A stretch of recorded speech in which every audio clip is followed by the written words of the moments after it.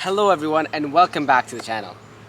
So in today's video I want to talk to you guys about do nothing meditation or silent prayer, and honestly this is one of the best techniques and is actually right now one of the primary techniques that I personally use.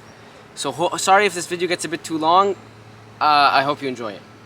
So before getting into it, I want to talk about this idea called dependent origination, and essentially has to do with how your brain operates and relates to the world and relates to your experience and so on.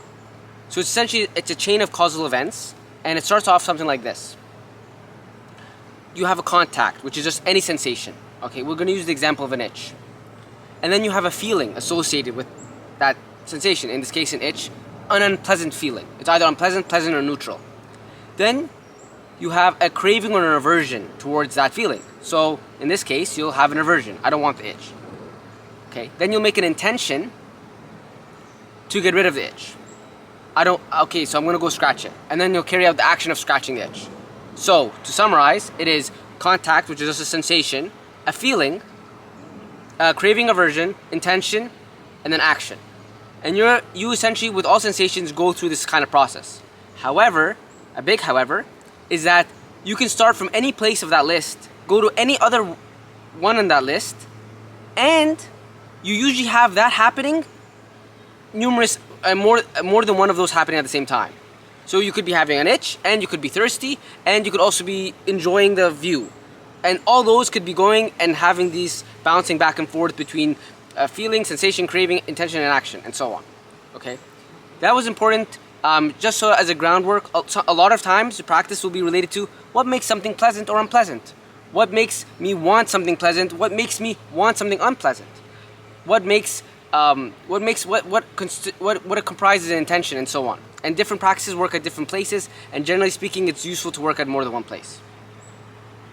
And of course dependent origination alongside the whole general bigger picture is that I want you guys to understand that everything is essentially a fabrication.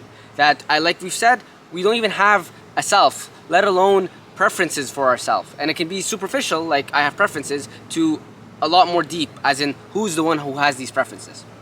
Okay, so bit of information, but now let's dive into silent prayer or do nothing practices.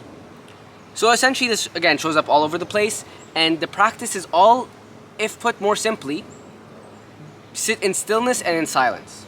Okay, the point of the practice is to play around with this idea of intentions. So in that list it attacks the attention area and tries to work with that, because the primary instruction is to drop intentions.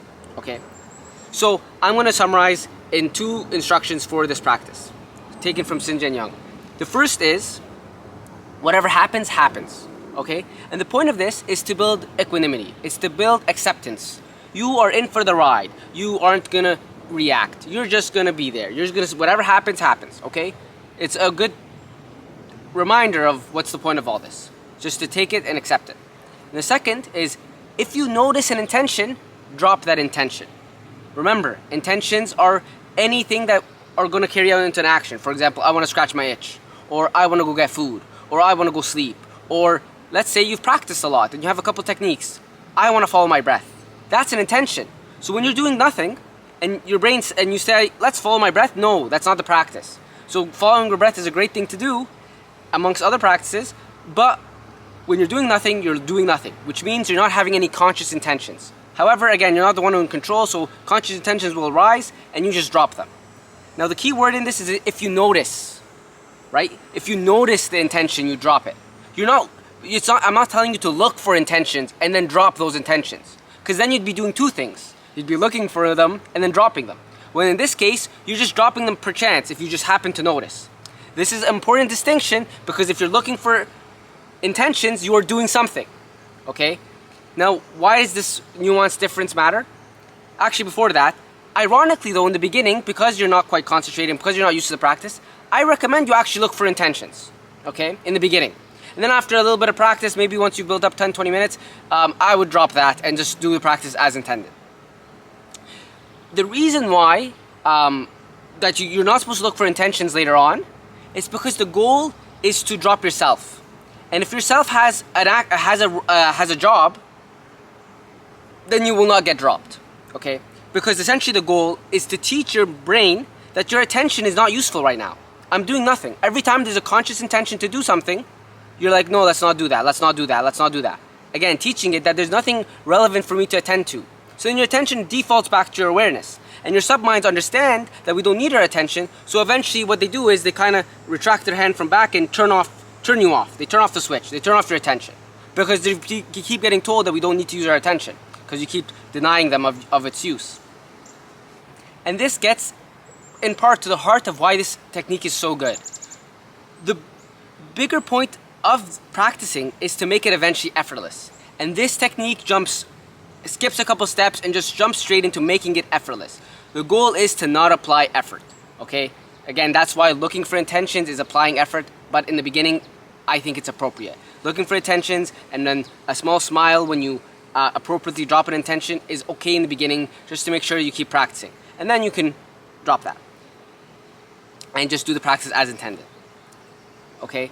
But that's why it's so good, because it gets it to the heart of just not trying, and that's the whole point, right? You can't try and get to the end, and that's the whole, and that's like related to the you can't use yourself to lose yourself.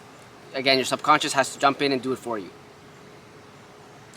Okay, so again, don't worry too much about positions and so on. Lying down, sitting, most comfortable positions, that's more than fine. Sleepiness is potentially an issue, but again, who cares? Just sit comfortably, maybe do it right in the morning so sleepiness is not as big of a problem. And if it kind of sounds too easy, well, just sit for longer, you'll realize it's not easy at all. It's all up to you. I'm not recommending you necessarily do that. 10 minutes in the morning or at night, more than fine. Great start. And another nuanced point that's just important so you don't get too confused. Things are going to be happening to you, even though you're not putting conscious intentions.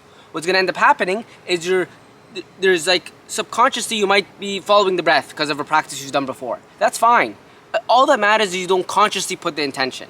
If something's just happening in the background, it's just happening and it's just whatever. You hear some sounds and you listen to them, okay, that's fine. You didn't choose to listen to them. You didn't say, oh, let's listen to these sounds. Then that's okay. And the reason, again, why this practice is pretty good is because it's foolproof for the most part. It's one of the most straightforward techniques. Important to note that any mental talk is also by default an intention. Again, this is purposeful mental talk, like you talking to yourself, in contrast to like you just hearing something being internally generated that you just dropped. I'm just trying to tell you that this is, remember, do nothing, silent prayer. We're trying to be sitting in silence and in stillness. Okay, so I think that summarizes the technique. I really hope you experiment and enjoy. Maybe wait till you're a bit more concentrated, but otherwise it's not that serious. I kind of waited, but if you're having a hard time with other techniques, just apply it. It can definitely take you all the way.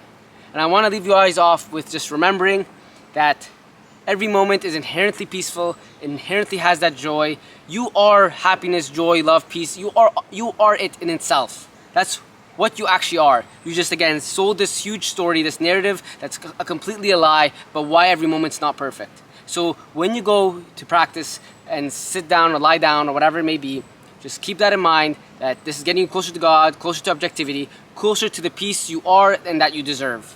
Okay? And down below there's a video called, what I put on the playlist called Naval Ravikant meditation. It talks about it more broadly and specifically this technique, and it's quite motivating. So check it out if you haven't already. And I hope you guys enjoyed the video, and I hope you guys find a little bit more peace in your day. Love you guys.